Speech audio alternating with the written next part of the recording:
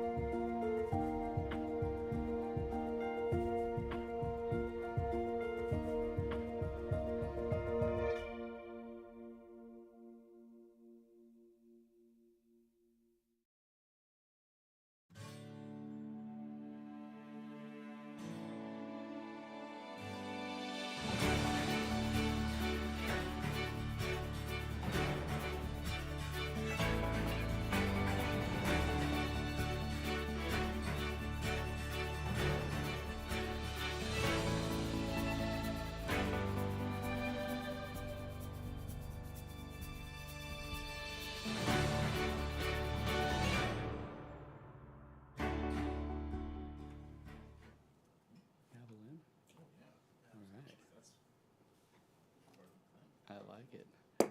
Good evening and welcome to the Thursday, April 14th, 2022 regular meeting of the Walnut Creek Planning Commission. At this time, I'll ask Commission Secretary Andy Smith to please call the roll. Certainly. Commissioner Needing? Here. Commissioner Lezak? Here. Commissioner Pickett? Here. Commissioner Strongman? Here. Commissioner Anderson? Here. Vice Chair Ward? Here. And Chair Reiser. Here. You're all here. Thank you, sir. Next up on our agenda is the consent calendar, and there is no consent calendar this evening, so we will move on to public communications. This public communications portion of the meeting is reserved for comment on items not on the agenda. Under the Brown Act, the Commission cannot act on items raised during public communications, but may respond briefly to statements made or questions posed, request clarification, or refer the item to staff. Does any member of the public wish to provide public comments on items not on the agenda at this time? If so, kindly step down. Seeing nobody in the gallery. Anybody online? No, Mr. Chair. Very good. Moving right along, public hearings. Next item on our agenda is public hearings. We'll start by asking if any members of the commission have had any ex parte communications related to items on this evening's agenda. Yes, sir. Commissioner I Pickett. spoke with Haley Crawford. Okay. Likewise. Okay. I spoke with Mr. Smith, Andy Smith. Very good. Okay. If we're going to do that, yes, I did speak to Andy. Very good, thank you. Okay, so the first and only item on the agenda is the Oakmont of Shadeland Senior Housing and Residential Care Facility. Hear me out. General plan amendment, specific plan amendment, rezoning, design review, minor subdivision, tree removal permit, and tree drip line encroachment permit, application Y20034. And with that, we'll turn it over to Senior Planner Haley Crawford. Thanks.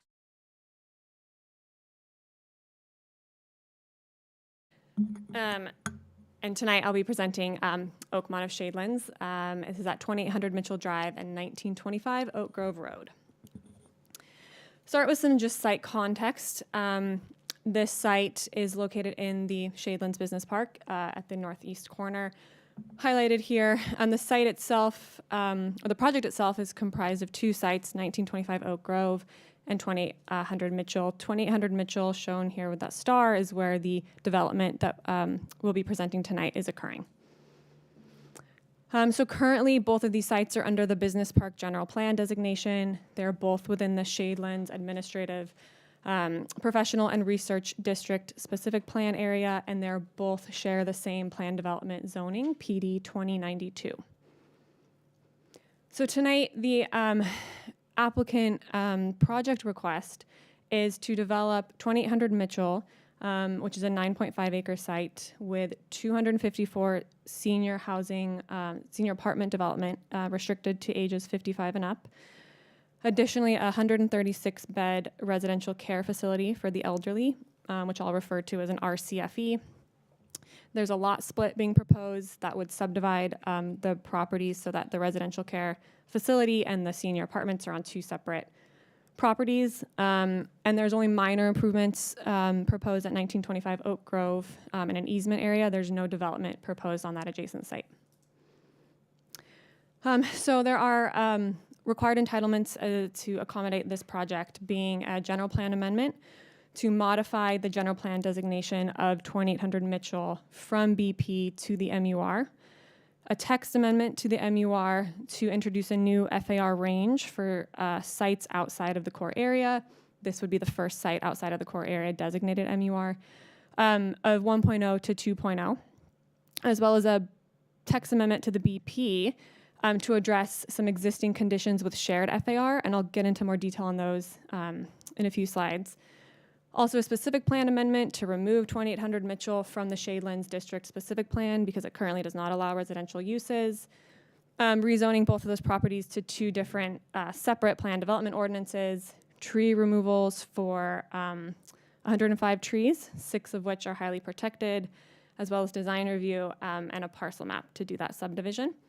So the project has been, it's been to the DRC. It's also been before the Planning Commission at a previous study session, but did receive a positive recommendation from the DRC recently and is now before the Planning Commission tonight seeking a recommendation to City Council.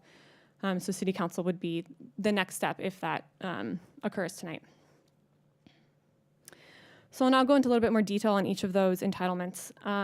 So the general plan and specific plan amendments as proposed are shown up here. So the 1925 Oak Grove would remain in the business park with that text amendment I mentioned.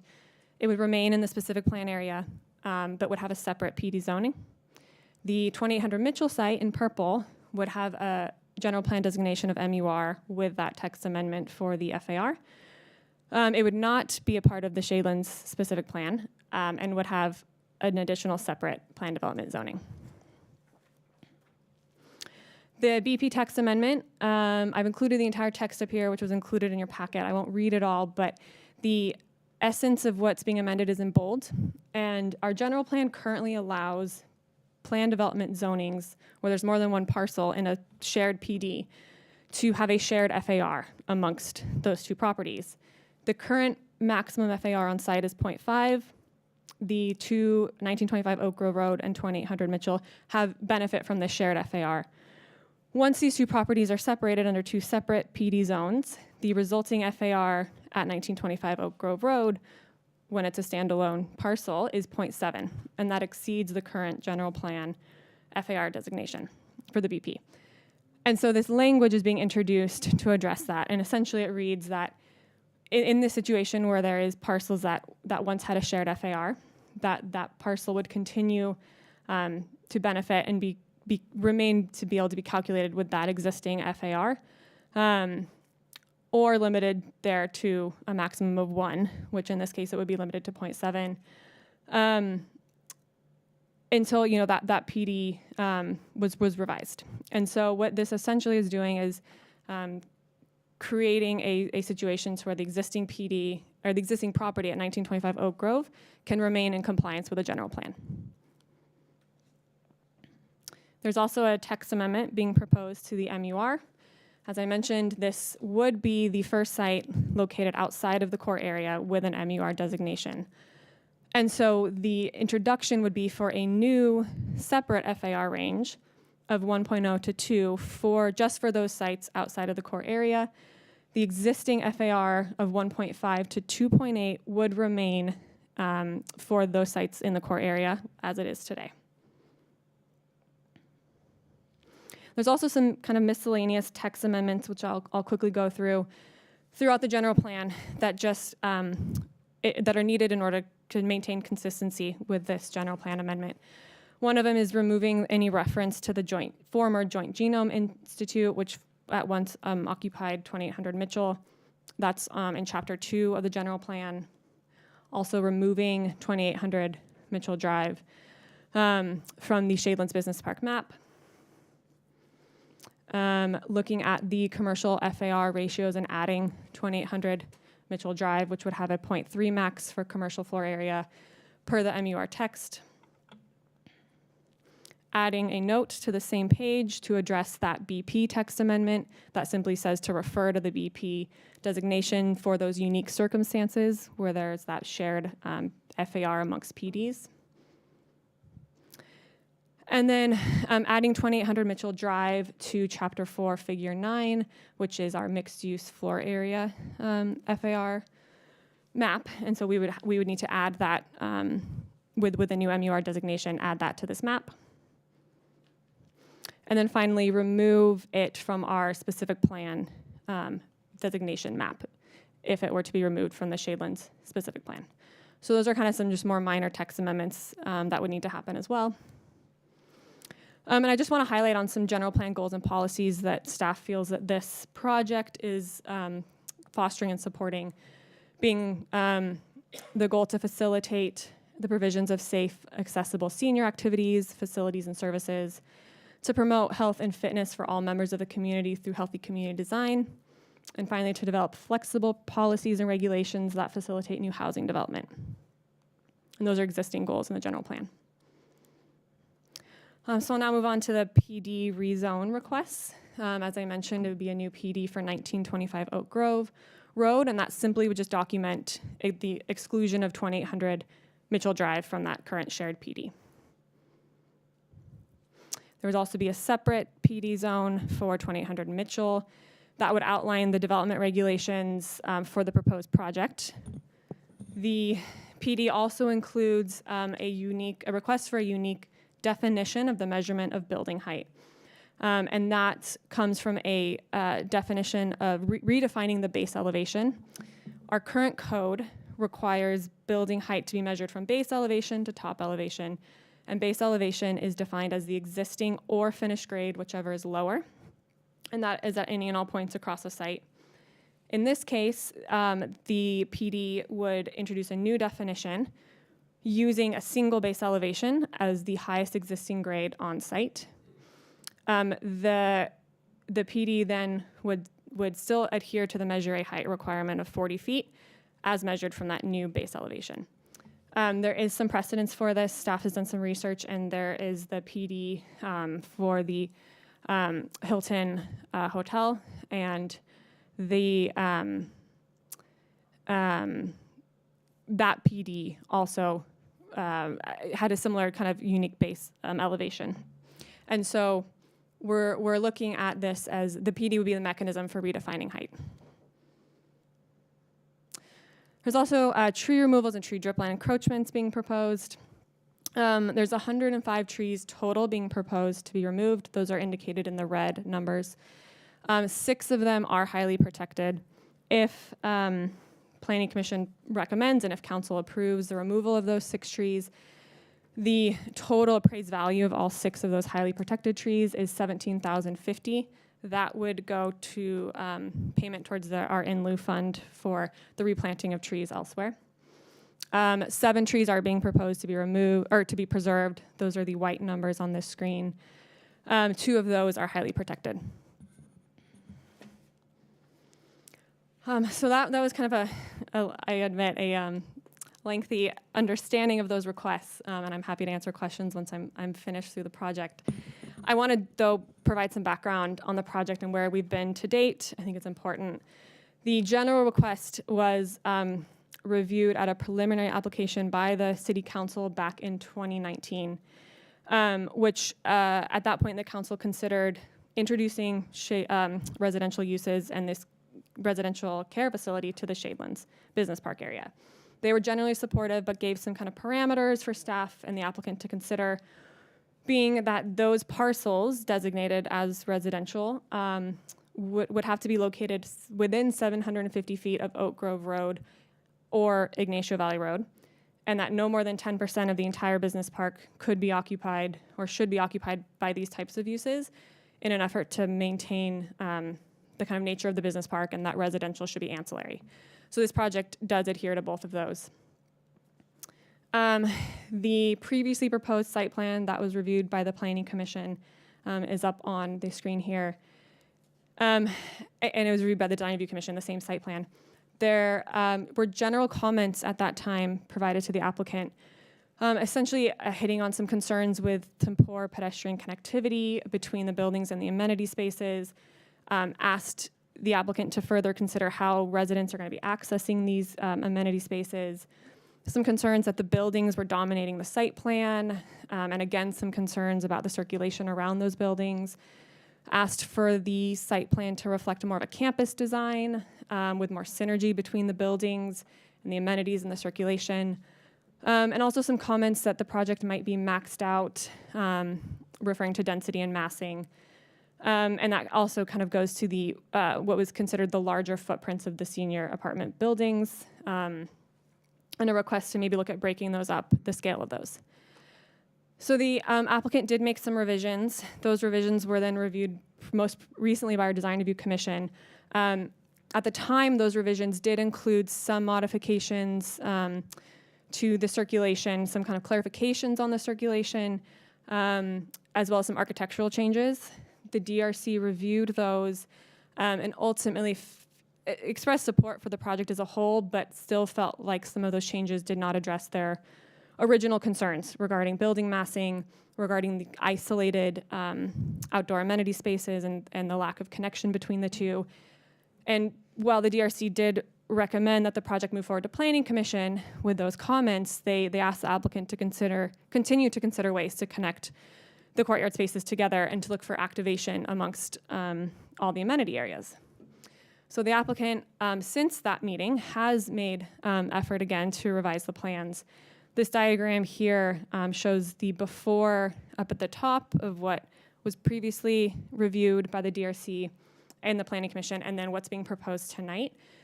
And it's simply a kind of concept diagram, but I think it's helpful to see what was done. There were many changes, but I think the most significant one I'll hit on is was 2 ground floor breezeways introduced on the buildings A1 and B2. Those allowed the amenities, like a continual pedestrian connection between all 3 courtyard spaces on site. And in order to accommodate that, there were some units that were removed from the ground floor. Those were then relocated and accommodated to an additional 4th floor added to the wing in building B2, which was formerly 3 stories shown in yellow at the top image and now shown in purple as a 4-story component of that building. And that was simply to kind of make up for the loss of units to accommodate these breezeways. And I will say staff thinks that that these changes, especially this change in particular, really addressed a lot of the concerns that the DRC had. There was also a lot of effort made to further programming the outdoor spaces to facilitate more use and more connection. And so while DRC has not reviewed these, they will review them at final design review approval if the project continues forward. But staff does feel that they have strongly addressed a lot of the main concerns. So here's the proposed plan, site plan and circulation before the commission tonight. The senior housing component buildings are the 4 L-shaped ones at the top and the residential care facility at the bottom, as I previously mentioned. With circulation, vehicular circulation around the site, there are also underground parking beneath each building. The senior housing component would again feature 254 units on a 6.5 acre parcel. And then the residential care facility is being proposed on a remaining 3 acre parcel.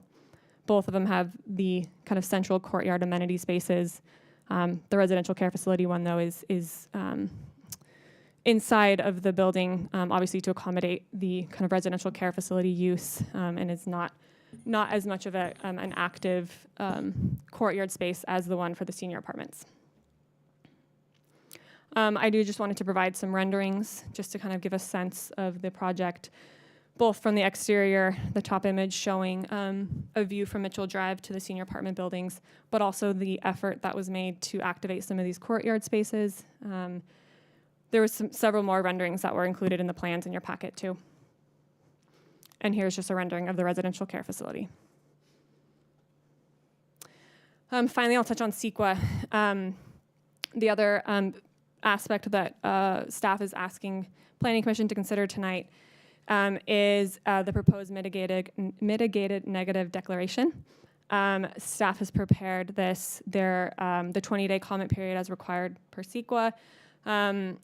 The document was posted from July 13th through August 2nd. No comments were received. And then the M&D ultimately did conclude that with appropriate mitigation measures which have been included, that the project would avoid or reduce potential impacts to a less than significant level. Those mitigation measures have been incorporated in the proposed resolution recommending approval of this document and will continue to be included if City Council were to adopt a resolution approving this document. And I'll just hit on some next steps. If the Planning Commission tonight does forward this on a positive recommendation, it will continue to City Council for consideration of the CEQA component, the general plan amendments, the specific plan amendment, the rezones, and the tree removal and tree drip line encroachment permit. If approved by City Council, it'll return to Design Review Commission for final consideration of the site and building designs, the landscaping, and then finally we'll go to our zoning administrator for consideration of that minor subdivision at 2800 Mitchell. So ultimately tonight, staff is recommending that the Planning Commission forward a positive recommendation on to the City Council on the required entitlements, including two separate actions tonight. The first one being the proposed mitigated negative declaration, and secondly, the entitlements, the general plan amendment, specific plan amendment, rezoning, tree removal, and tree drip line encroachment permits. Thank you. I'm here if you have any questions. I do know the applicant team is here as well, and we'll have a presentation for you. Great. That is a fantastic presentation. Thank you. So we'll bring it back to the commission for questions at this point.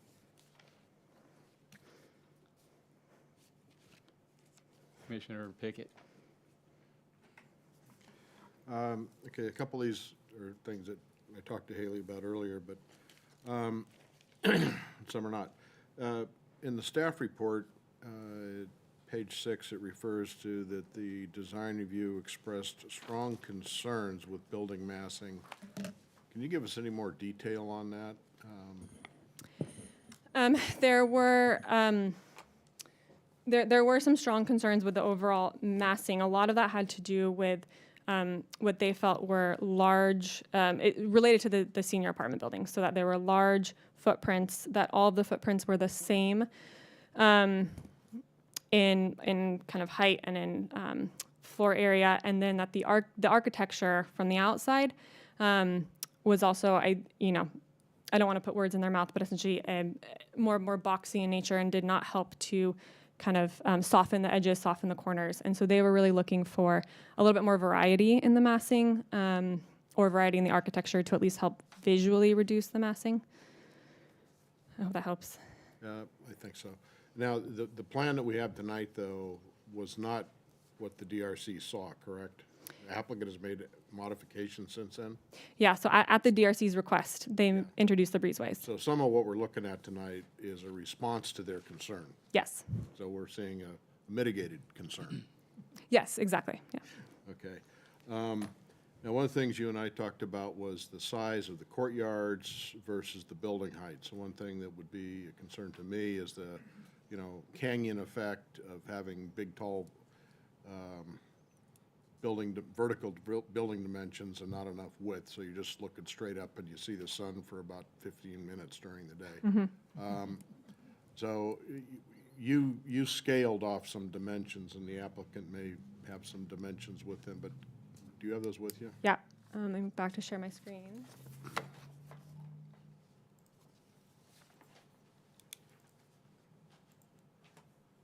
So these are roughly scaled. So I just took a simple measure, both horizontally and vertically at around the narrowest points of each of the primary courtyard spaces. So the one courtyard for building A is around 80 by 154 feet, and then for buildings B, around 66 by 180 feet. Both buildings, buildings A1 and A2 are the 4-story buildings. Buildings B1 is 3 stories. Building B2 does have that 4-story component at the north end, but the wing that is closest and fronts that courtyard is the 3-story component. Okay, so on the building B, where the 66-foot dimension is, which is the smallest width, is only a 3-story Yes. element of the building, whereas at the left side of that building B, it's 180 feet where it's to where it's a 4-story. Correct. So you do get some angle looking up. You're not Yes. looking just straight up. And then likewise with building A, the 80-foot dimension being the smallest one, that's between 2 vertical surfaces. 4 stories is about 47, 48 feet, something like that. Yep, that's correct. So it's about half of the horizontal distance. Yep. Okay, just wanted to clarify that and make sure everybody else looked at what you and I were talking about. Now, we also talked about the building height definition, and I wasn't clear about that. Maybe other people weren't also, but that is addressed in one of the documents you attached. So that It's not specifically referenced in the resolution, or it wasn't clear to me, but. Yeah, so the language is included in attachment 8, which is the draft PD for 2800 Mitchell. And in that attachment, under our just typical development standards table, it notes maximum height being 40 feet, and then there's a note, and that note is D4. That note is the one that introduces the definition of how to measure height. And I'll just note Measure A, it's obviously at play here, and Measure A set the building height at 40 feet, but Measure A does not specify how to measure height. We rely on the zoning ordinance for that. And so this, introducing this in the PD would be what we would rely on to measure height for this site. Okay. And you and I didn't talk about it, but maybe you know, and if not, I'm sure the applicant knows. Where is guest parking on these things? We can ask the applicant how the parking is going to be delineated. There's underground garages and then the surface parking that wraps most of the exterior of the site around the vehicular access drive. I imagine that is where the guest parking will be, but we can confirm. That's what I would have thought, but they got gates on both of them, so the applicant can address that. Simple question. Now, I think it was our last planning commission meeting, we talked about converting a medical office building to some kind of healthcare facility, senior healthcare. And there was the issue raised about future office space needed in the region of John Muir Hospital because of I think it's a new oncology center that's being finished up in some couple of years. And there was an assumption that there was going to be a demand for office space, for medical office space in the near vicinity of that. Shadelands is in the near vicinity. So we're eliminating the opportunity to build office space here. And I just wanted to know how that all ties together. We're eliminating, I believe Shadeland still has a pretty high vacancy rate, but we're looking at long-term stuff here. And obviously this facility is going to be there well past many of us. And so how does the office demand forecast play into sacrificing office space in this development? Our economic development department is looking into it, and we actually have our economic development manager, Colette Hanna, here. I'd like to actually see if she can answer that question much better than I could. Wonderful. Hi, Commissioners. Colette Hanna, Economic Development Manager, as Haley said. So yes, we are conducting those studies that you referred to previously. That one was specifically for medical. We aren't seeing an issue with this project going forward, given the availability and the vacancy and the space that is available for both medical and office development at Shadelands. So we just basically kind of ask that you kind of look at that going forward and maintain that 10% limit that's currently on residential development at Shadelands, just being mindful of that going forward because of that demand that we anticipate in the future as well. Okay, do you know what the vacancy rate is for office space in the Shadelands right now? For total office, it's looking at about 24%. Okay, so it's still pretty high. Yeah, so there's still that opportunity for development beyond this. Okay, so in the studies you've done, you don't feel we're sacrificing any office space, or we're not going to regret this in 15 years, you don't think? I think it's if it's set as a precedent for replacing all office, which obviously the commission doesn't want to do. But that's more so what we're cautioning about, is just maintaining that standard with the limited residential, especially in this area.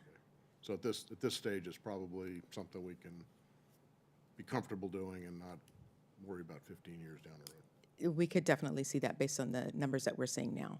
Okay, great, thank you. You're welcome. No question. Now, one more question for Haley. I think that, and I hope I'm recalling this right, but when we first saw this project many, many moons ago, there was discussion about, because there were so many asks from the developer, and it's a long list, Steve ran out of breath going through all of those things. We had talked about community benefits. And there was actually some discussion about maybe some trail connections and things like that didn't make a lot of sense, but the issue of community benefits was never seen all the way through, and I don't see it discussed at all in this discussion in your staff report or anything else. So where are we at on that? So ultimately, so there's no requirement for community benefits in general for this project. However, staff recognizes that there is a precedence for that for other general plan amendments. Ultimately, it's up to City Council, to approve any kind of above and beyond requirements as part of the project. Obviously, could also be included in a Planning Commission recommendation to City Council if there are specific considerations that you wish to pass on.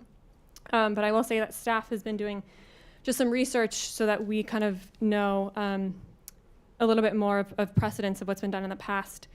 And we looked at a few other projects, either approved and either built or almost constructed general plan amendments. And there seems to be a general kind of consensus around requirements of about 1% of a construction cost in additional off-site improvements, whether that's additional kind of sidewalk improvements, additional bike lanes or connectivity improvements, things like that. So kind of a 1% of the construction cost is what we've seen. And those specific improvements are obviously project specific. We've been looking at the Shadelands multimodal plan, which does talk about some improvements for Mitchell, some sidewalk gap closures to kind of have a continual 10-foot sidewalk along the entire length of Mitchell, some bus stop improvements, things like that. There's also some precedents for requiring additional affordable housing fees.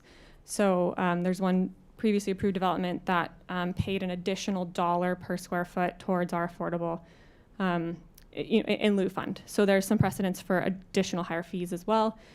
And so, staff has been doing that research, and we'll obviously be presenting that as well to council, but is open to discuss that if you have recommendations to pass along to council as well. Okay, so at this point, you haven't finished that analysis, so we don't have anything specific to discuss, but there are some notions out there that there are improvements in the Shadelands area. You mentioned the multimodal thing and bus stops and sidewalk connections. So there are improvements out there in the Shadelands area that a community benefit contribution would be beneficial to and might be appropriate mitigation for all of the consideration we're needing to give to this project to let it move forward. So it could be, and obviously I'm just one guy talking about it, but so now just how's that handled? So if there is a contribution to community benefits, they write a check and it goes into a fund, and then the city goes and finds uses for it within the Shadelands area, or? It could be multiple things. It could be just a dollar amount contribution to a fund, maybe with more specific kind of conditions, of where that should go. It also could be requiring physical improvements. That as part of the project, the developer actually does physical improvements beyond their own frontage. There's options for both of those. Okay, that's great. Sorry it takes so long enough. That's all my questions. Commissioner Anderson. Thank you. Haley, thank you. This was noted. The chairman had a difficulty getting it all in one breath. I'm glad you didn't try to describe the detail in one breath. But I had similar thoughts to Commissioner Pickett, particularly as I started kind of reading through the staff report. Kind of the first half was, I kept looking at it going,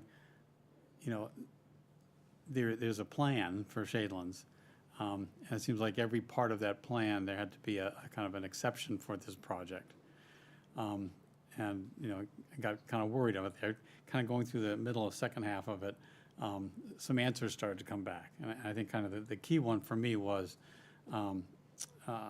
the city council basically saying that agreed to consider the general plan amendment, as long as the housing remained ancillary, that is less than 10%. So I took that to be that the city council kind of basically reconsidered the Shadelands plan and said, there can be some exceptions. That although the idea was, create jobs there, employment, office space, because it's at a premium in Walnut Creek. So some of my questions were answered there, although I did like at the very end where it said, but it won't create as many jobs, just so you know that. So I appreciate that it's a compromise kind of situation. I did have a couple of specific questions. One is, again, on the base elevation. As I was reading through that again just now, I was looking for kind of a rationale for why, I understand it's a unique thing. The question is, why does it have to be unique? Is there something unique about the site that requires or suggests that the base elevation be higher than, you know, kind of a, you know, point-by-point elevation, or, you know, a single base elevation, but perhaps at the median? What was the rationale for making it the highest point? Part of it was looking at precedents. Part of it was looking at what was done at the Hilton Garden Inn.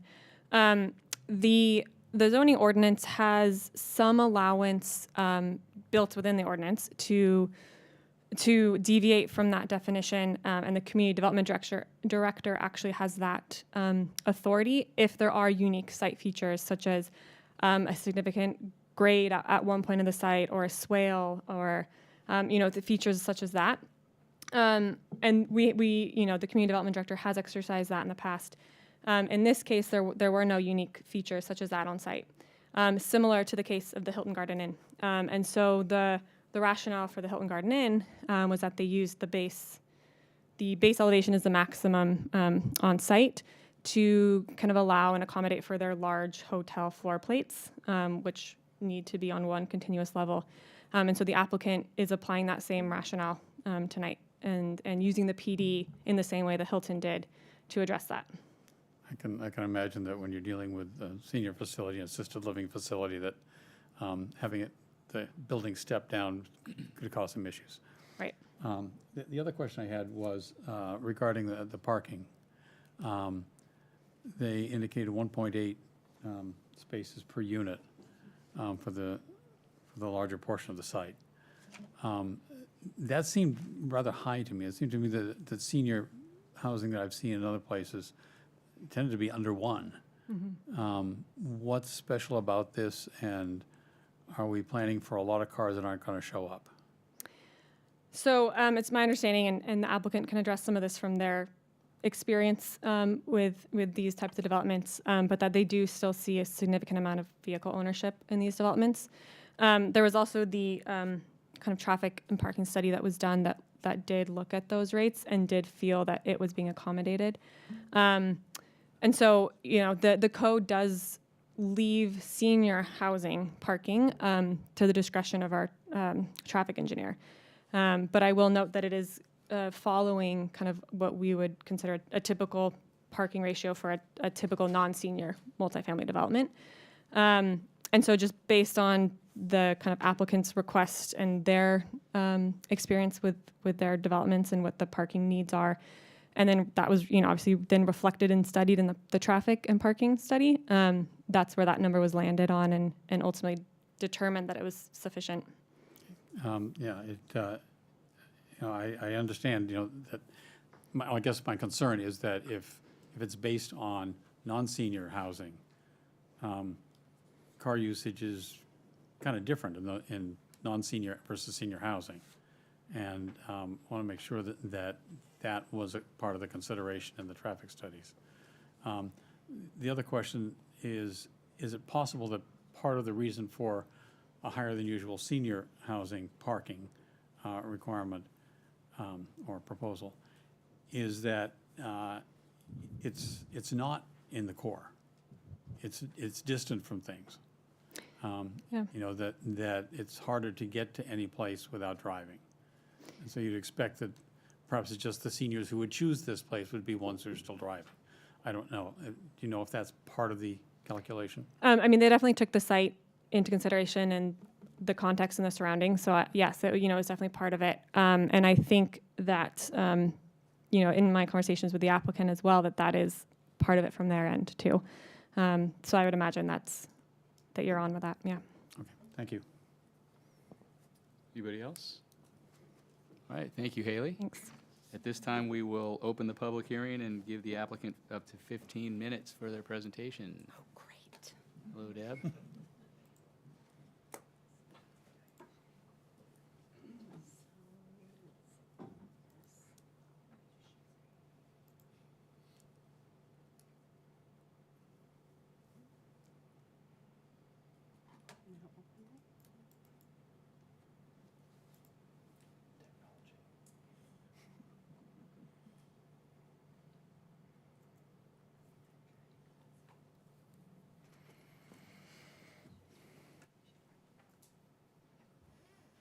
Oh, it's still in there. Hold on. There it is. We're getting there. All right. So that's my first 5 minutes. Let me see, so I can use this mouse. Okay, great. Chair Reiser, Commissioners, I'm Deb Carbo with Hall Equities. Excuse me. I'm joined here tonight by the entire team, and including our Land Use Council, so that we can answer any questions and hopefully get this onto City Council. So in the Shadelands, there's been a long history of historic challenges, and we're all aware of it. There's been big vacancy. I won't go in. Haley did such a good job. I'm going to be able to skip through a lot of these slides. But office R&D is the one use consistent. It's the only use that's consistent with the specific plan number 2 and the BP zoning. So just about every new project that was built out there required some zoning of some sort. And we tried for 2 years prior to JGI vacating to find a replacement biotech user. But that building, like many of the other buildings out there, is functionally obsolete. And we couldn't find a biotech user, and so it was really a function of tearing the building down and going up with new construction, and then you're trying to compete with rents in, downtown. And I think I heard someone say that their office moved out there because of the rents, so the rents out there are much lower. So why senior housing? Senior housing complements the area without impacts. The demographics in Walnut Creek are a decade older than the median age of the Bay Area, and even by excluding Rossmore, we're still higher than the median age compared to the East Bay. There's huge demand, and the senior housing properties in Walnut Creek are already at capacity. Many of them have wait lists, so this is a use that definitely works. The benefits our traffic, that's a big one. And when we did, I was with Safeway when we did the orchards, and the big concern was traffic on Ignacio Valley Road. So this is a good use in that regard. And seniors don't drive as much, and they definitely don't drive during peak times. The seniors don't affect school boundaries, and then of course when a senior downsizes, their home becomes available to a larger family. There's synergies in the Shadelands that are obvious: medical offices, hospitals, urgent care. And then in addition, you have all the shopping that's available nearby with the Safeway Center and the Whole Foods Center. I want to talk about FAR because it was brought up previously, and I wanted to point out that we did present to City Council in 2019, and they approved it, and the idea was urbanization of the property. The City Council voted to allow us to proceed. They didn't approve it. They voted us to allow us to proceed, and at that time, we were actually showing them a higher density than where we are today. We were at 288 units at that point in time. We did a quick comparison with Viamonte. Viamonte, this tells the story. We're less impact definitely than Viamonte, but the thing about Viamonte is that it is tailored to a higher income senior. These apartments are for the middle income senior, so it addresses an additional need. So the revisions, I won't go into all these details, but this is a red line of basically the revisions that were made. We'll just touch on the major ones, and the most important thing was we moved the stairways at the end of the corridors and flipped them around to the courtyard side, so it allowed light into all of the corridors as well as additional access into the courtyards. We expanded Building B courtyard by removing one of those double-loaded corridors and making it a single-loaded. And that was actually DRC's suggestion, and we loved it, and we added the 4th floor on the other part of that building. And then we created those pass-throughs, and that improves the pedestrian access to the overall site. You can get from one place to the other without going to the exterior sidewalk. And then this is important to comply with the fire ladder access that the fire department was looking for. We ultimately, Oakmont ultimately agreed to go to from type 5A construction to 3A construction because we didn't want to sacrifice any of the landscaping. This is just a rendering of that corridor, you know, the pass-through. And I'll skip that because Haley already did it. Regarding the colors, DRC felt like we were trying too hard last time, I think, and they wanted the colors better coordinated, and we agreed and reduced the color palette with a consistent pairing between colors and materials. So this is A1, this is A2, and the before and after. The before is above, after below. This is the 3 stories on Mitchell in B1, so it's a nice street presence. And then this is the 3-story, the other 3-story, I'm sorry, the other building, B, where you have the 3 stories out on, the 3 stories transitioning up to the 4 stories.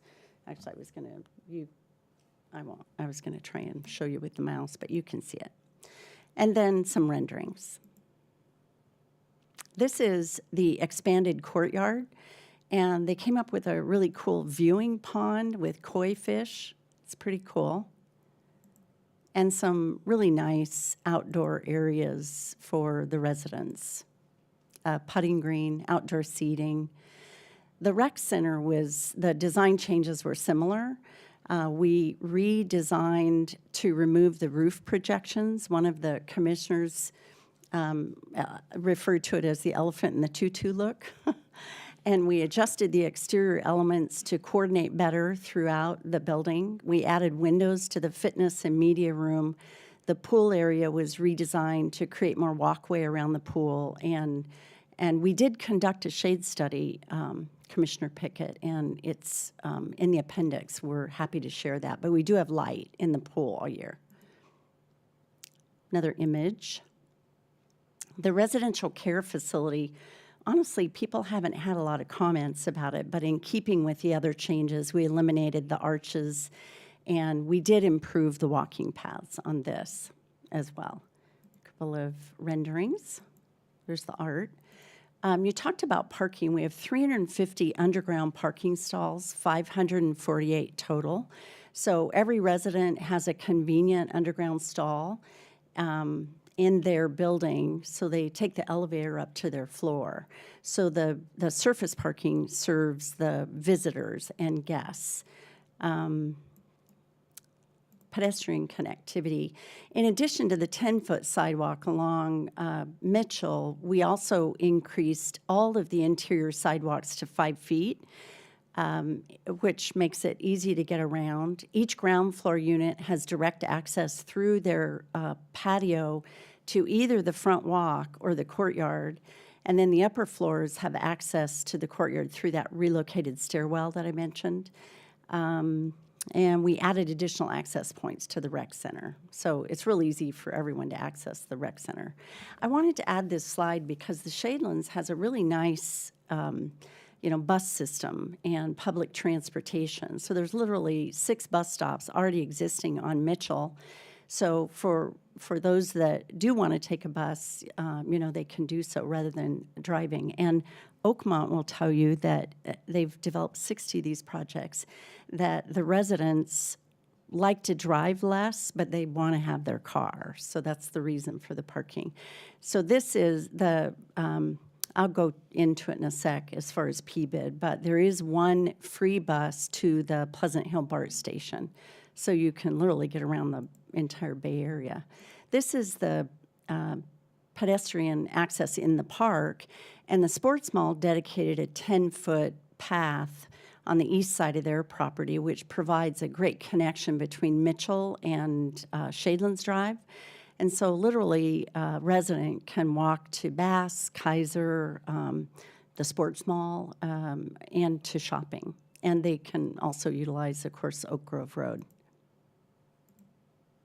The apartment amenities, this is just a photo of the quality of the projects that Oakmont develops. And I won't go into every amenity, but basically, I said this caters to or is tailored to the middle-income senior, but it's like a country club without a golf course. They've got putting greens, gardens, sport courts, bocce courts, barbecue pits. It's just a really nice environment. On the landscaping, Haley already went into what we're taking out, but what's going in, we're going to end up with 659 trees total, 498 of which are 24 and 36-inch box trees, depending upon the location. I did want to touch on community benefit. So again, back to the history of Shadelands, it's had challenges over the years. And the PBID was formed in 2015. And basically, the owners of the Shadelands agreed to tax themselves to make Shadelands a better place. And one of the things that the PBID has done once it was established, I think we're in the 15 or going into the it's been there, well, since 2015, sorry. They're responsible for that free shuttle to the BART station, and they fund it. In 2016, the PBID worked with the city on updating some of the zoning, and in the city's resolution, they acknowledged necessary changes to promote future vitality by streamlining permitting processes and allowing a broader array of land uses within the framework of the general plan.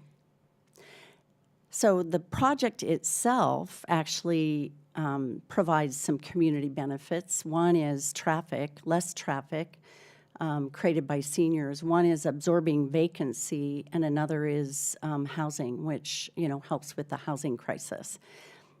The community benefit in North and West Downtown specific plans were recently put in place and provide for high density and zoning. And the community benefit program is paid to further increase the density.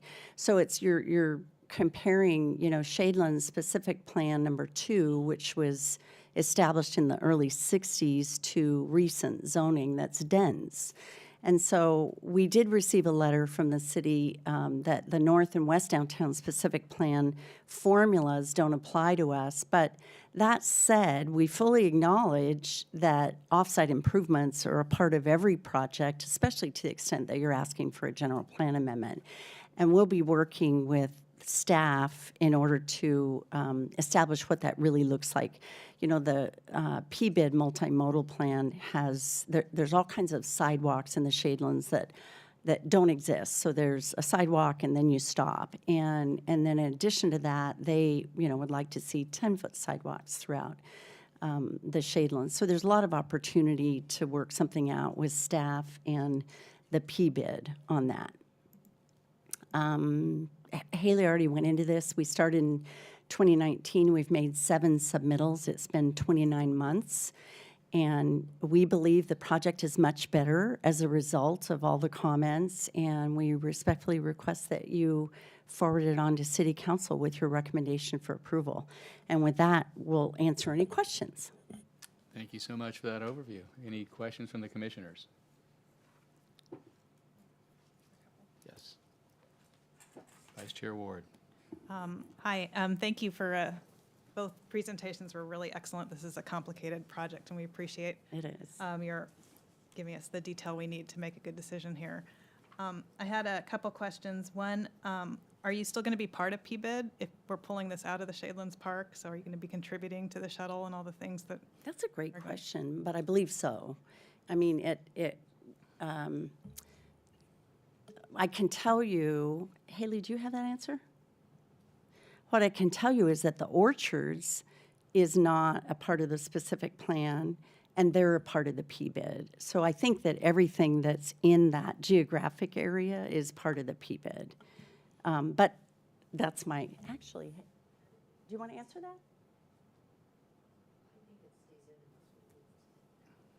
that? Okay. So it's separate from the zoning designation, kind of. It's not connected by virtue of how it's zoned or what specific plan it's part of? No, Okay. I know that because the Orchards is a separate zoning and they're a part of the PBID. Yes, Vice Chair Ward, it's a district, so it's essentially its own standalone quasi-governmental entity or governmental entity that is completely detached from the zoning. Okay, that's very helpful, thank you. Thank you. And then I had a question about kind of green building and climate change and the like. You know, I know that we're finding that there's minimal environmental impact from this, but as a practical matter, you know, our modern lives have an enormous environmental impact on the world, and certainly changing a underutilized site to one that's very densely built and has a lot of people living on it is an environmental impact of sorts, and we've all become very concerned about climate change going forward. So I was wondering if you intended to pursue any of the green building certifications, such as, you know, LEED Platinum or those kind of things in terms of how you're going to build this to try and mitigate realistically some of the cost environmentally. Do you have an answer for that? Yeah. Yeah, it'd be everybody can hear then if we. Right.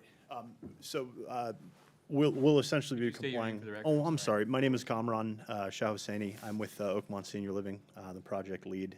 I'm usually exquisitely eloquent, but I just had oral surgery, so Well, bear with me. Well, thank you for making the extra effort to come Sure, and talk to us then. We appreciate that. Yeah. There is your Title 24 and all those regulations that we will comply with. We didn't have plans to pursue additional certifications. Okay. Thank you. All right, I think that's all I have at the moment. Thank you very much. Any other commissioners? Commissioner Pickett? Yeah, you had a really nice water feature with koi in it and everything else, and I'm just wondering, we are in a drought. What is the probabilities that that would get eliminated from the design, or do you have any idea? I mean, they're not really, they're very, even though it's a passive water feature, there's an enormous amount of evaporation out of a large flat surface like that, so. Is that a piece of candy we're not gonna get? You know, that's interesting that you bring that up because the Orchards had a water feature that ultimately ended up being a bunch of mounds and a wonderful play park for kids, but that was the reason. But do you have a comment on that? I mean, we'll do everything in our power to keep that as long as we can. However, you know, it'll be the use of recycled water. I understand that there are issues with evaporation, and if there is a better design idea that would be equally aesthetically pleasing and add a value for our residents, we'd be happy to pursue it. Okay, So, thank you. yeah. Now, I didn't quite get the guest parking. You said the guest parking would basically be the surface parking that's around the building, but I noticed on the plans it shows controlled, or gate controls at the entrances, so how's that managed? Those gates are closed after, what's the timing on the gates? They close at 7 p.m.? They're open all day. And so it's a security issue for the residents. They feel more comfortable at night. But we actually studied that from a traffic standpoint because of stacking. And I think we have a condition that we keep the gates open during the day. So as someone who qualifies to live there, if I wanted my grandkid to visit me at 10 o'clock at night, what would he do? I don't know. How would they get in? You give them a key code?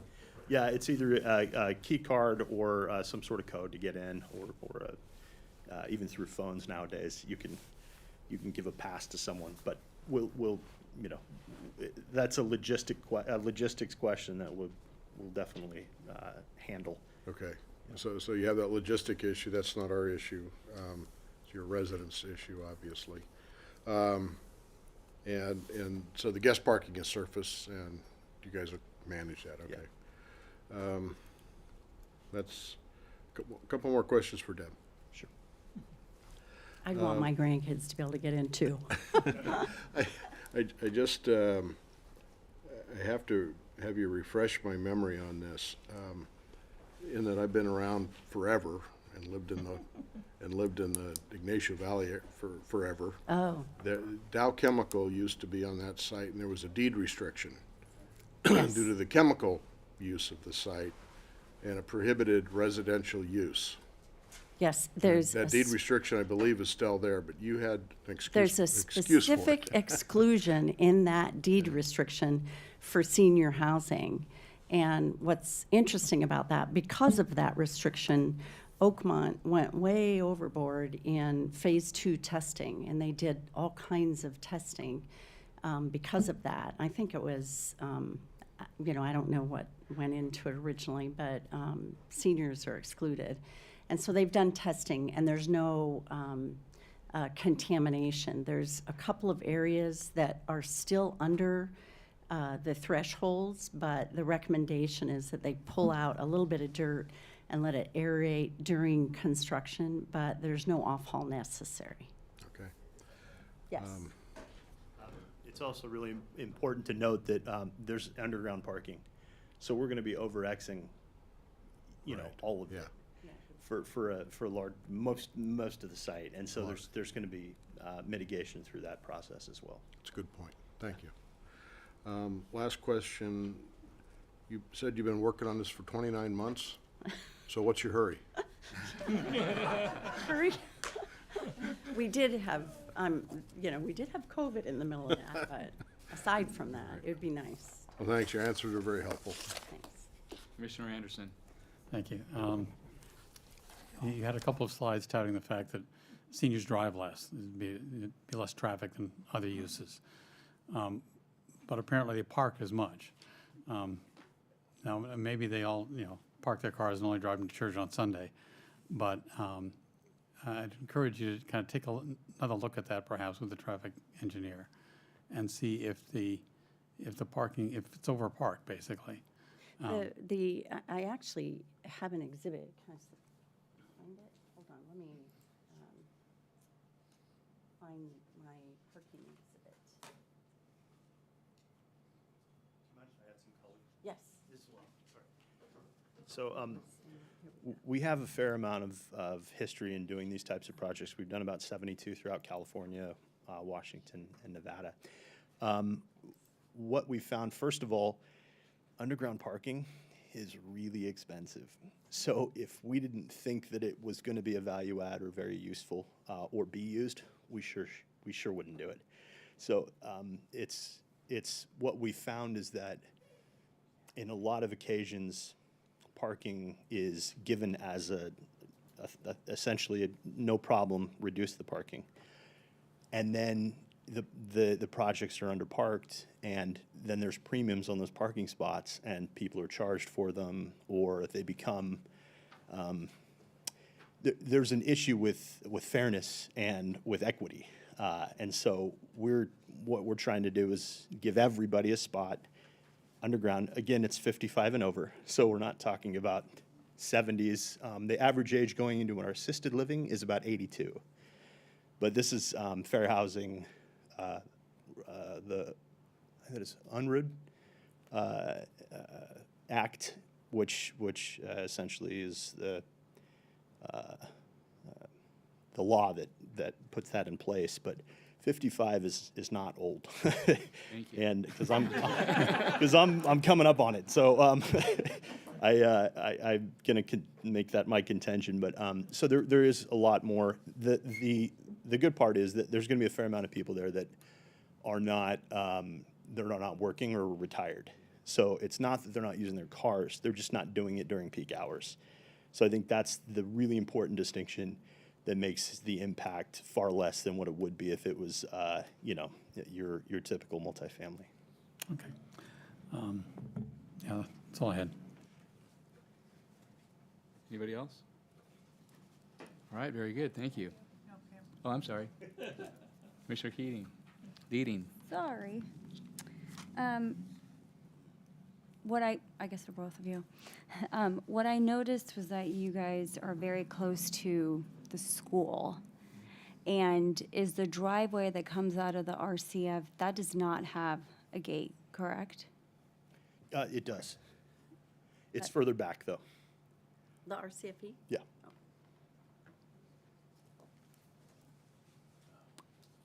Ah, Yeah, it's way back, okay. yeah. So my question is, when I read the Shadelands multimodal, part of the thing that they were saying, that when they did the surveys, was the fact that they felt that Mitchell Drive people drove way too fast, right? It had that 35, it's next to the school. And now you're adding in a driveway where the gate is farther back, so from an acceleration standpoint, you can accelerate faster out of there versus having stopped and then push on the gas. So I guess my question to you is, did you guys, when TJKM did those studies, was that something, including the sight distance triangles from coming out of there? That would definitely be a question for the traffic engineer. I will say that you're bringing up a really good point that we might not have thought of, in that we can always add a speed control to the driveway outside of the gate going up onto onto Mitchell Drive. So that might be a really good thing to look at, and we'd be happy to do that if it makes sense. I have young children, so Me too. 3 and 5. that was one thing that I saw. And then the other, when they did the survey also of the crashes, from the vehicular crashes and the pedestrian, again, it was at Mitchell and Oak Grove and then Mitchell and Widget. So basically, smushing in the project.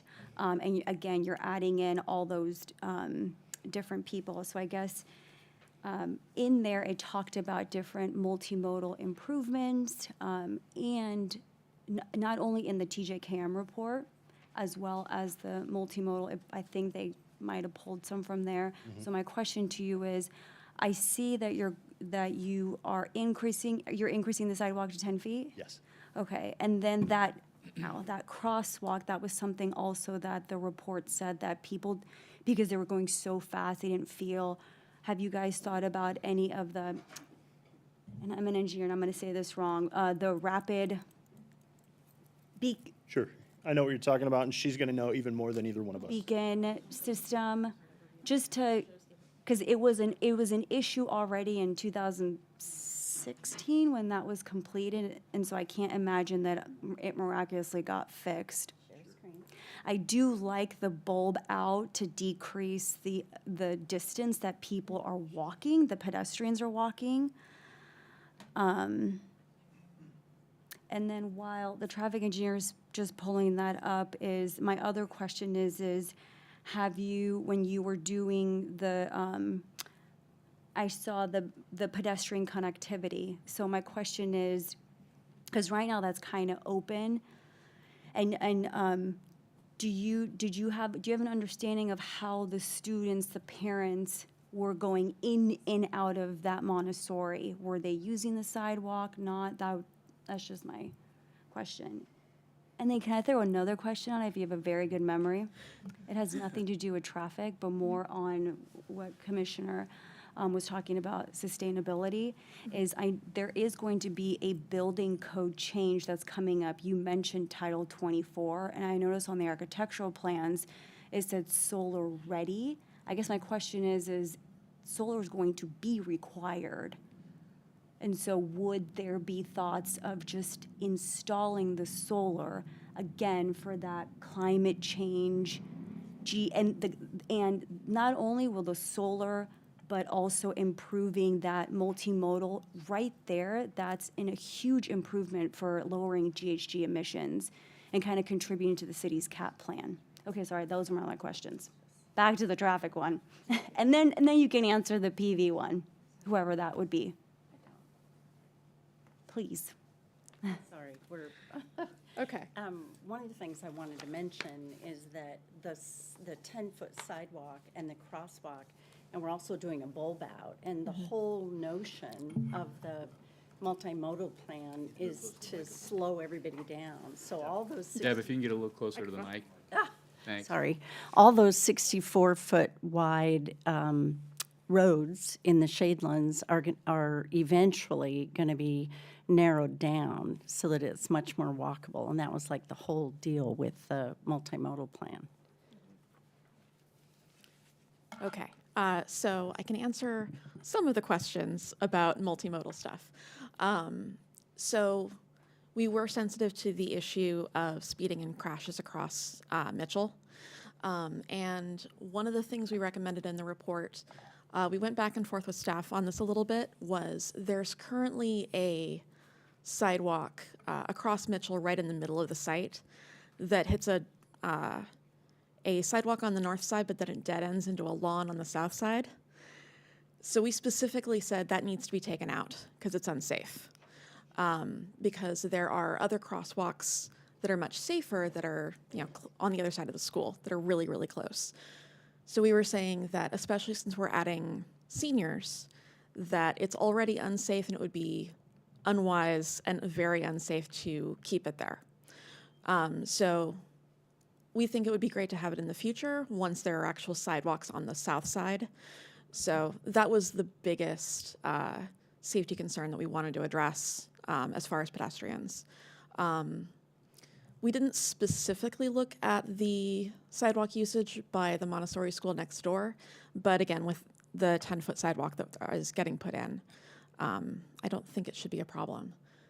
Deb, did you have any other comments on that?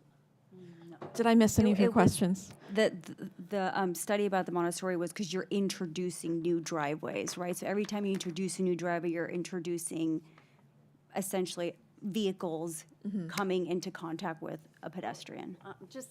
I don't think it's a new driveway. It's actually an existing driveway. So the driveway already exists I believe so. in the JGI property today. Got it. That's right next to, there's an easement that runs down that entire west side of the property.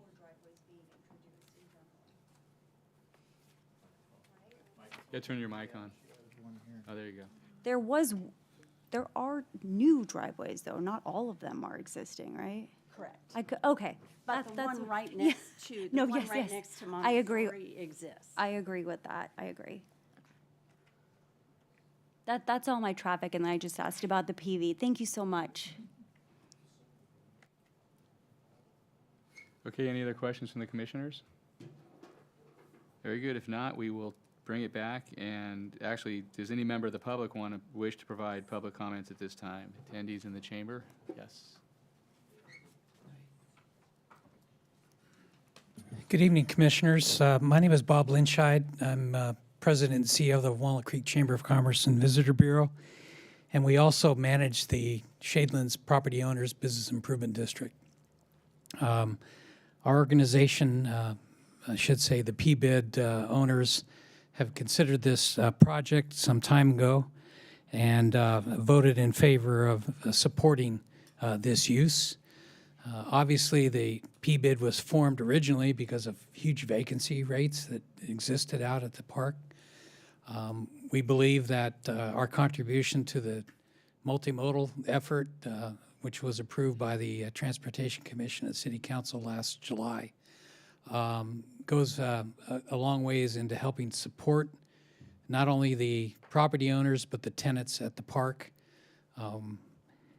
Clearly, flexible zoning has been part of the discussion of the chamber. We view that as a very important element in our community, and that land uses, particularly in office right now, is a bit challenging.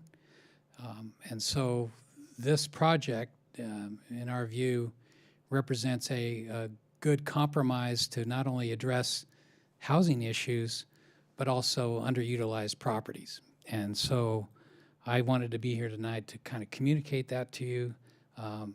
Deb Carbo covered most of the information that I wanted to cover relative to the PBID. It is a 10-year program that is set to expire in 2029. And so we, yes, 2029. And so I'd be happy to answer any questions. I think that, we all want to see improvements in our community, and we felt that this particular use was appropriate. Obviously, as an economic development organization, we want to create more jobs. We are evaluating the food technology, life science uses in other places in Walnut Creek, and we compliment the city on its yearning to be more flexible in zoning and push the permit process a little faster. But that comes with a willing community. So happy to answer any questions from our standpoint. Thanks, Bob. Thank you. Someone else approaching?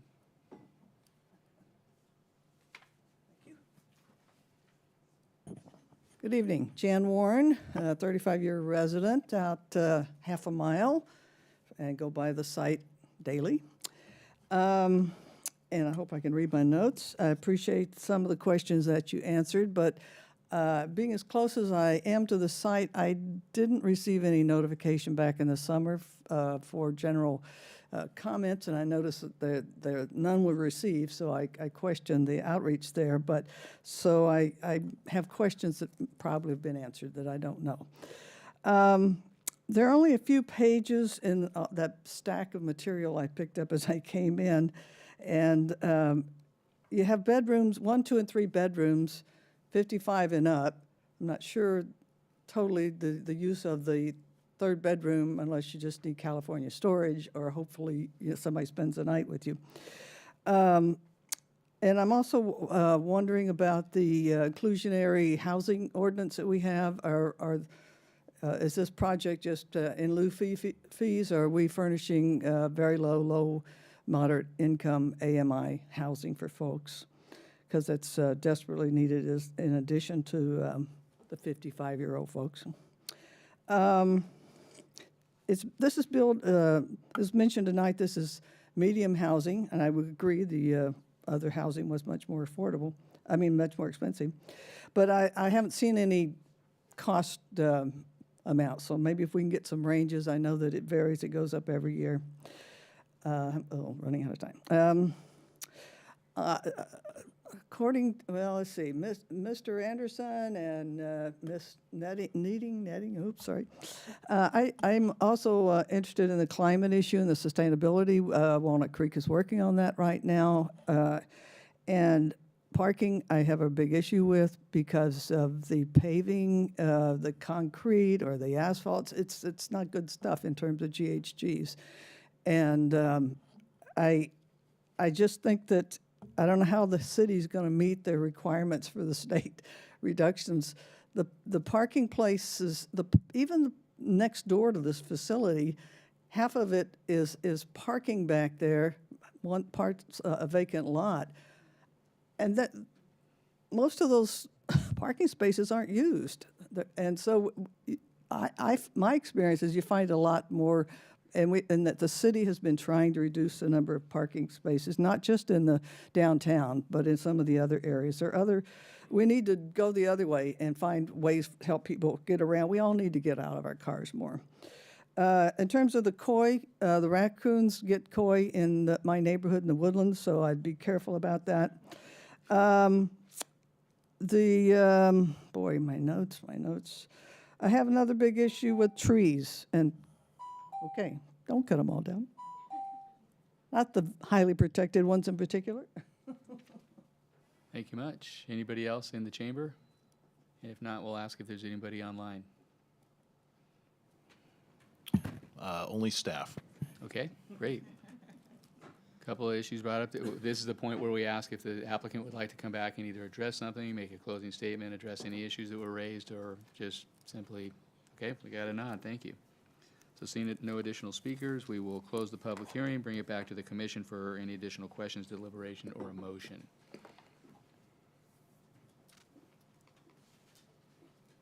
Don't all jump at once. I hate being the one that goes first every time, but I always need to get it off my chest, Let's do it. Commissioner Piggott.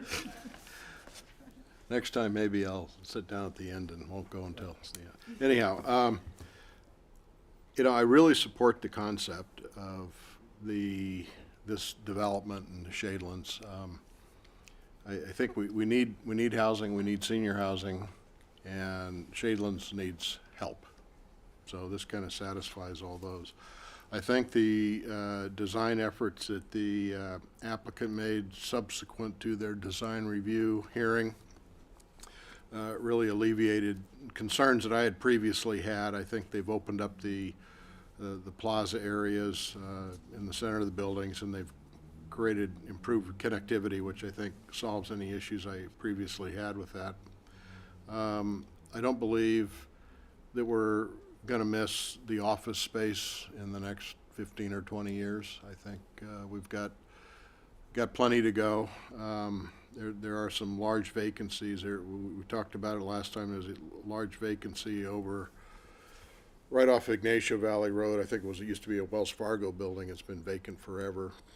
So anyhow, I don't have a problem with sacrificing this property to this particular use. With regards to the parking, I'm supportive of the applicant's desire to provide parking that is meeting the market demand of the product he's going to build. You know, most of the parking's underground. We don't get a big sea of asphalt. And it is a remote location, and I'm over 55. And I have a wife, and we have 2 cars, and we couldn't get by without 2 cars. You know, things are just too spread out, and people have active lives these days, you know. We have grandkids different places, and one has to go to one game and one has to go to the other game. So you need vehicles, and I think that's what the applicant's telling us, and I support that. You know, and also just am thankful that, you know, some creative thinking went into this site. This site has been a problem since it was developed, which was, I think, in the 60s. And I was on the General Plan Steering Committee in 2005, which I guess our general plan that's about to expire. I outlived the general plan. That's great. In any event, we talked about it then, that Shadelands needed some revitalization, it needed flexibility, it needed creativity, and this project satisfies those criteria. So I'm very supportive of it. The one thing I would like to ask my fellow commissioners to consider for the resolution that goes on to the city council is that the applicant is asking for a lot. And I think that it's appropriate for us to at least recommend to the city council that they consider some kind of a community benefit.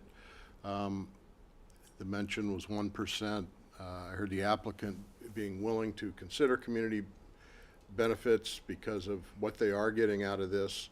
I wouldn't say it has to be 1%. I think that if our recommendation goes to council, just vague, that we recommend that, and that staff and the applicant can kind of work on some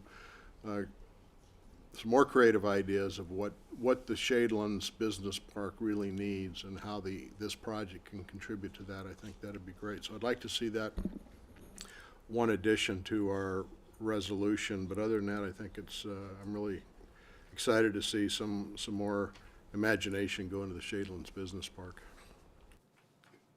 Thank you. Commissioner Strongman. And I believe, oh, there I am. I'm going to disagree with my esteemed colleague to my right. Back in the 60s, when it was conceived, Shadelands was going to provide high-quality employment for basically Walnut Creek, that part of Walnut Creek. And they may not have thought about it back in the 60s, but it's becoming basically a 15-minute city, which is that you have work, school, and shopping all within 15 minutes. And this would be one way we could probably reduce our carbon footprint for the city. I'm disappointed that we are making changes to the general plan and the specific plan without input much of the community, because when you develop the general plan, you spend thousands and thousands of hours of community input.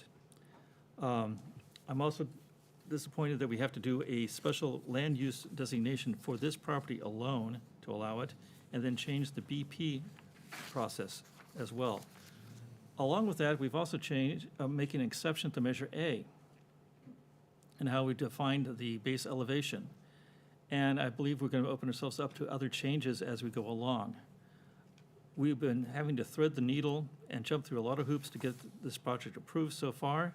We've had to change the general plan, the specific plan, limiting our ability to provide business and professional jobs, which I think we're going to regret giving this land up in the future. Grant an exception to Measure A, create new land use descriptions just for this project, change the wording in another land use project description, and allow high-density housing outside of the core area for the first time. And all Walnut Creek gets in return is high-density housing in the middle of a business park. And thank you. Commissioner Ward.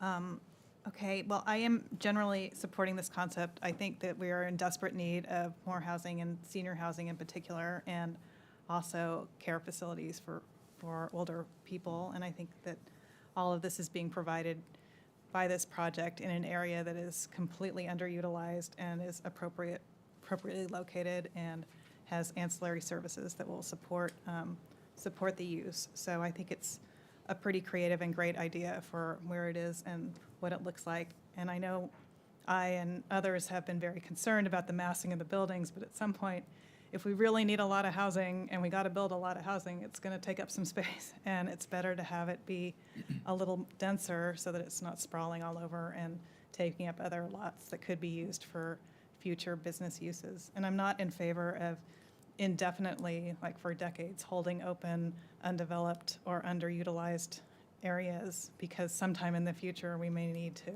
create a use when we have a desperate need for an appropriate use right now. That being said, it is true that we're asking for a lot of asks and a lot of changes to some plans that were very carefully created and envisioned with the help of many community stakeholders. And so I think that in exchange for that, we can't really support this project unless some sort of community benefit is provided. And given that there's precedent for that and it's appropriate for this kind of project, I think it should be included in our recommendation to the council and not just left to chance. I think it should be an important thing that we're looking for. And I think the lack of affordable or below market housing in this project is of concern. So I would hope that one of the community benefits that would be considered would be a contribution to the in lieu fund with regard to affordable housing, because I think that that is a particular need of the community that's not being addressed by this project. But overall, I think it really shows a lot of creativity, and I really appreciate the extent to which the developers have addressed the many concerns of the Design Review Commission and the Planning Commission and other comments that have made by staff and residents of the community. So I think that took a lot of effort and a lot of creative thinking, and we really do appreciate that very much. So if we can get some community benefit for all this difficult rezoning and other things that we're doing, plan amendments and the like, I think it's a great concept, and I think it's really addressed all the needs that we have put forth, and I think it's time to move it forward to the next step. Thank you. Thank you. Commissioner Anderson. Thank you. I understand Commissioner Strongman's concerns. As I mentioned earlier, I think the fact that the City Council essentially took this and said, we've got a plan, but there should be an exception for a modest part of the shadelands. And there's also the question of, the shadelands, as Commissioner Pickett said, need some help. It's also the fact that, since that plan was written, housing has become more of a concern. So given all of those things, I think that this is not, it's not the way you'd like to do it. You'd like to have the time to, revise a plan and consider all these things in a new plan. On the other hand, when you have a project in front of you which addresses some of the concerns that we have, then, sometimes you have to go with that. I do want to say that I'm extremely pleased by the, sometimes Design Review or Planning Commission makes suggestions or even demands. The next time it comes back, you see a little bit of movement over there to try to, mollify the agency. With the question of, previously, the way the courtyard areas were arranged, the way the entrances to them was arranged, no one would ever walk through the courtyards. They might go out one end of the building and eventually get back to the courtyard if they really wanted to. This is a huge improvement. The breezeways, the expansion of the courtyard on the building B, taking some of that building, putting it up above and creating more of a courtyard area. Now, if you wanted to walk from, building B1 to the tennis courts, you'd do it outside. You'd walk through the courtyard and through the breezeway and across the pool area and through another breezeway and through another courtyard over to the tennis courts. Or any other place that you're going, you generally want to do it outside because that's the fastest, easiest way. And I think that just makes a lot of sense. I'm really pleased with the improvements that's been made there. So I would support passing this on to the City Council, the recommendation. Thank you. All right, I will, I'll wrap it by saying I was in support of it 9 months ago. I think I want to commend the applicant for the 2 pages of additional modifications that they did to it. I think it was smart. I'm in favor of moving this. Oh, did I miss you? Before you make a motion? My bad, I'm sorry, I didn't. So, I had a slightly different perspective that I think takes a lot of pieces from all the great comments of the other commissioners tonight. I really appreciated all the work of staff, of Haley, explaining and put together all of the technical information it takes to put together something like this. But I really want to, commend the applicant and their design team for some of the things that Commissioner Anderson was talking about. It's rare from my perspective that 29 months and 7 hearings actually improves a project. I think a lot of times it takes away from that. I do think the project is a lot better than it was when we first saw it, and I really commend the team for doing that. My concern original concern was a little bit like Commissioner Anderson brought up, and that is I perceive Shadelands as a huge opportunity for the city. I know we're still struggling with our downtown. We're still struggling with North Downtown. We've done a lot of work on specific plans, and those things haven't really happened or matured yet. But I see Shadelands as sort of the third downtown, something, similar to some of the comments that Commissioner Strong was making, that it's an opportunity area that we really need to do a new specific plan and dust off the history and the archaic plan that's there and move on with a different concept. And, I'm not going to spend everyone's time with my vision of that tonight, but I was very concerned that making this change was losing an opportunity for what I see as that area. And I believe that, one of those comments is certainly that we can't just wait to get there. This is a great project before us. I actually think in that specific plan, much more housing than 10% would be a good mix. But it's got to be the right mix with the right kind of office, the right kind of shopping, all of those things that makes campus living or, truly a downtown space that it's not right now. So I'm supportive of the project. I really appreciate everything that everyone has done. I'll pile on last real quick on the couple of things relative to the green building. I think that meeting the building code as it's going to be is sufficient. I'm a proponent of solving greenhouse gas with alternative vehicles. I think, I'm driving an electric car recently, and I would suggest that the team look at providing electric car charging facilities within the structure. It needs to happen at the original point of design.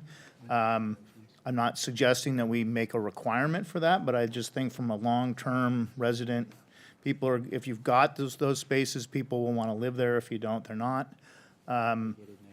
with respect to community benefits, I look at this as a situation where we should design a great project from the beginning, think through what really wants to be there, which is what I think the team did, and then go to the city and say, your plan is archaic, these are the things that we need to do to fix your process to make this great project work. So I don't see all of these little technical amendments and each of these initials that go with these things in the resolution as actually being work or things that somehow the city is giving away that would require something special. Instead, I see it the other way. I see the city needs to do this kind of stuff in order to get great projects. Now, should the applicant maybe work with city council to find some other things that would benefit the community? Sure, I'd like that. I like transportation, especially if the transportation plan is gonna go away in 2029. I like some of those intermodal things. I think those are great. But I don't think it should be extortion. I think it should be something that the applicant and the city have a good conversation about what makes this a better project long-term for the residents and the owner of the property. So with that, I'm supportive, and I'll turn it back to the chair and the last commissioner. Commissioner Needing. I will be quick, because everyone said I'm very eloquent. I also think it's a beautiful project. I can tell. I know what it takes to put something like this together, and it's very, very well thought out. The Paseo, that is a very hip thing to, have the underground. The structural engineer is probably not loving you. One thing that I was going to say was I agree with, I don't think 55 is old. I mean, at this point, to me, a 55-year-old could have still a child in their tweens.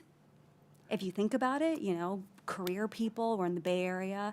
And so to me, community benefit is important. And I think, similar to what Commissioner Kizak said, is that you don't necessarily need to change it, but perhaps I see this beautiful pet park that is enclosed by a 5-foot metal fence. So there could be, when you guys discuss it with City Council, maybe a community benefit could even be just by activating the street itself, by allowing that interaction of the folks on the sidewalk to allow them to use that park, for example.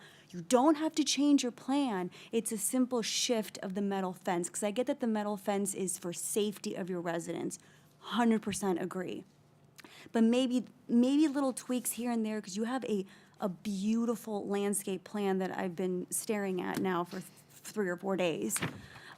So that I would personally really like to see something similar to what my fellow commissioners are saying about kind of that activation, that community benefit, that access to bring folks together, especially if you have some of the residents that have kids, frankly.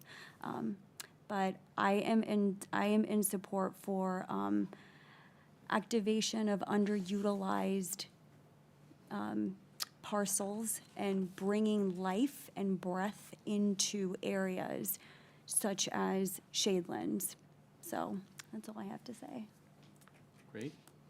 All right, we'll wrap it up. We have to come up with 2 resolutions, one for the mitigated neg deck and one for the resolution that we're considering with everything else encompassed within it. I've just a kind of a straw count in my head. I think there are 5 of 7 of us that are mentioning the community benefits strongly, 5 or 6 of us. So I'm going to suggest that anyway, how do we add the language to? How would we add the language? First of all, should we just do the mitigated neg deck and call that one, and at least we'll get half of it done?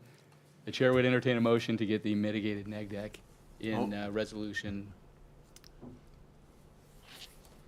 I'll make the motion to approve the mitigated negative deck. Second. We have a motion and a second. Can we please call for the vote?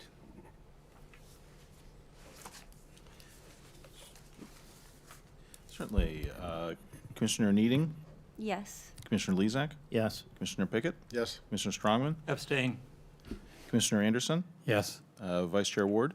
Yes. Chair Reiser? Yes. And the motion passes 6-0 with one abstention. Very good. So our next resolution is recommending adoption of a general plan amendment, a specific plan amendment, plan development ordinance, and approval of a tree removal permit and tree drip line encroachment for application Y20-034. I'm going to defer to the city attorney on some prospective language that might allow us to add something to the city council. Sure. Thanks, Chair Reiser. Based on what I heard from what I believe to be a majority of the commissioners, I would suggest some general language, and it would become after Section 3 in the decision section.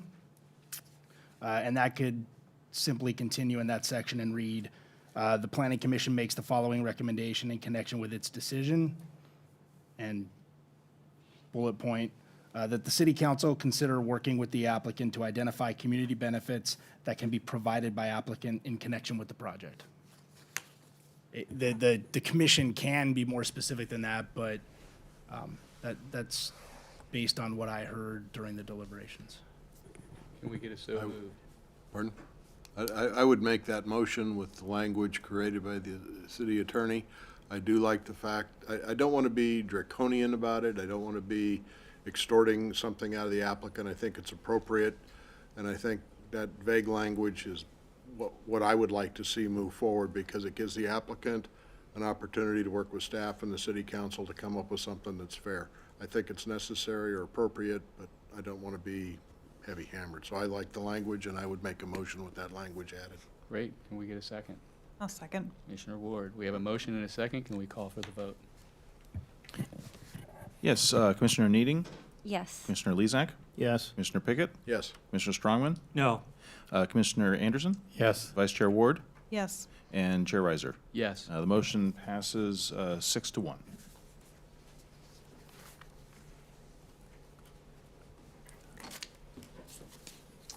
All right. That was short. Moving on, commission considerations. I'm sorry to interrupt. If I could just really quickly say something. I was on the Sonoma County Planning Commission for about 12 years. I just wanted to commend you guys for how thoughtful you are in terms of this project. You guys have given us a lot of feedback that actually created a better project.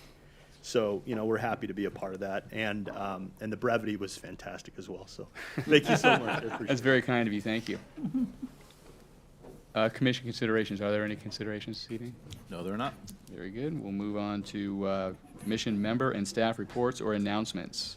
Does any commission member or staff have a report or announcement? I do. Yes, sir. I had an opportunity, along with Commissioner Ward, to attend the Planning Commission Academy last month, and I'm glad I did. There were commissioners from all over California, and I was surprised that despite the geographic, social, economic, rural versus urban differences, we all had same things in common, and usually against Sacramento, but that's another story. I also learned that the CAL FAR is producing new maps for extreme fire hazards, which we should be aware of as we plan, and even if they don't include us, we should probably consider how to deal with forest fires or brush fires. And also, when looking at the new all of the new laws coming out of the state, we need to take definite care to develop object design standards for everything we do, because it seems like they want to remove us from the equation. And if you haven't attended, please attend next time. Yeah, it's a great show. I remember. Yeah. Yeah, I agree. It was a really good and worthwhile experience. So thank you for supporting us and attending that. And it was very informative and helpful. And I think we did some good networking too. So it's great. Terrific. Thank you. Anybody else on the commission side and staff side? Yes, actually, the League of Cities, or Cal Cities Planning Commissioners Academy is so good that it filled up really quick, and so I know there were some other additional commissioners on this commission that were unable to attend, despite my attempts to pull strings. Actually, what I have, just very briefly, and in a way this actually builds off of what Commissioner Strongman mentioned, as I I've mentioned in previous meetings, we're working on updating the city's housing and safety elements. We're actually having our second community workshop. It's going to be an online workshop this on the 20th, which is Wednesday. It's when the Design Review Commission would normally be held, but that meeting's been canceled due to lack of items for the agenda. So I'll be here anyway, running the Zoom. But anyway, just wanted to encourage anybody who's interested to attend that.